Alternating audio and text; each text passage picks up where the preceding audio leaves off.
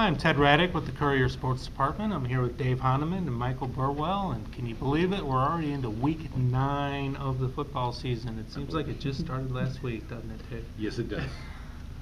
All right, let's take a quick look at the playoff picture after last week. I think we can all agree that everybody through Division 5 is out by now. So Division 6, Region 22.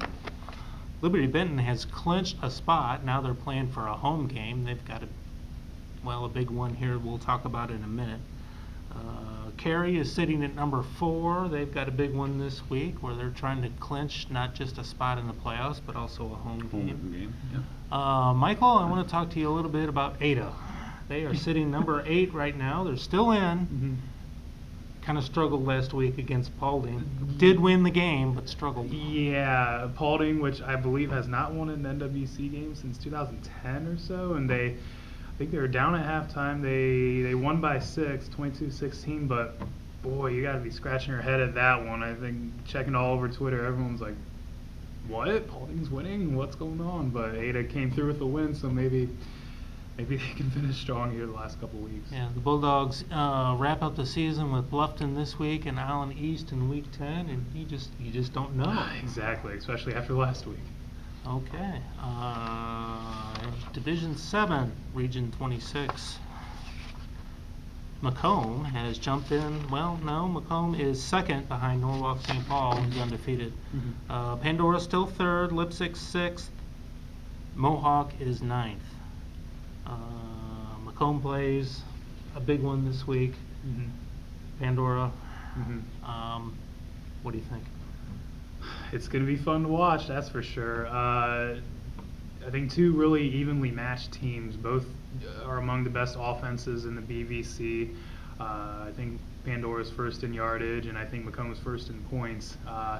And a couple good defenses as well. I think they're the top 2 teams in interceptions defensively, and they're just even. I think they're evenly matched teams. So maybe I don't know what it's gonna be a fun game. I mean, there's so much on the line too, with Macomb being the last team unbeaten in the BVC play. Pandora basically needs to win this game if they want to clinch at least a share of the BVC.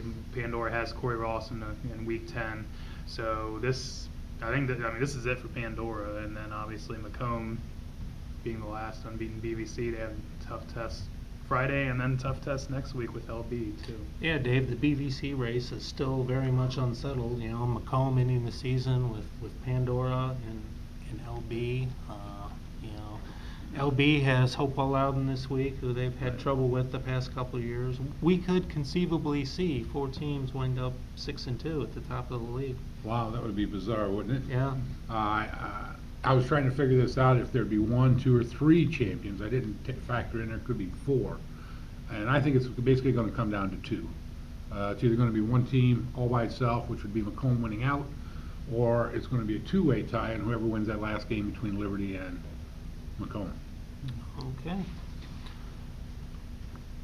You have Finlay at Toledo Central Catholic this week. The Fighting Irish.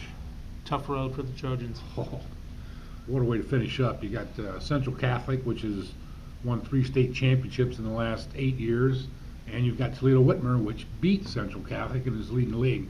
It's going to be a rough finish for the Trojans. Before the season, you know, I was trying to banter around how I thought this team would do. All they lost.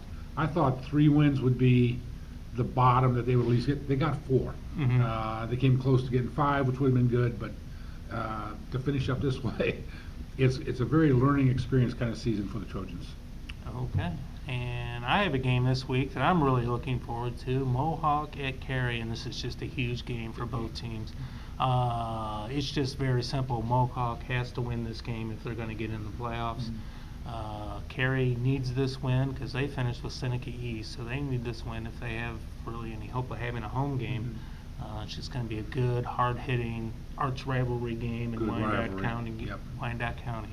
So be sure and check thecourier.com on Friday night and the Courier on Saturday, and we will see you next week.